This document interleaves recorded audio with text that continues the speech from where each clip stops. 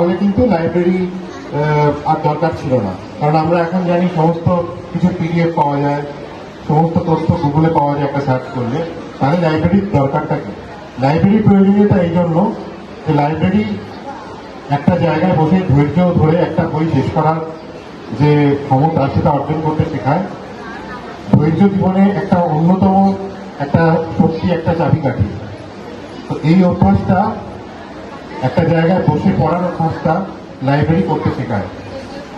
একটা পরিবেশ দেয়, সেখানে আরো 4-5 জনের সাথে কথা বলে নিজের একটা আদান প্রদান হয় এবং নিজস্ব একটা চিন্তা ভাবনা তৈরি হয়।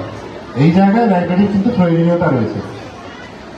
আমি মনে করি না, আমি সত্যি সত্যি মনে করি না যে পরীক্ষায় কটা নম্বর মানুষকে এইটা চিনতে সাহায্য করতে পারে যে কে বেশি জানে কে কম জানে।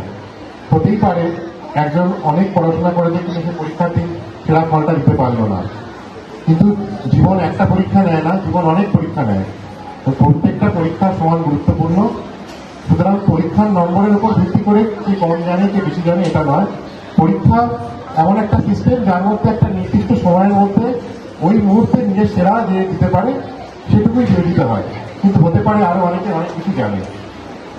জানাটা একটা হচ্ছে কন্টিনিউয়াস প্রসেস, জানাটা একটা হচ্ছে অভ্যাস।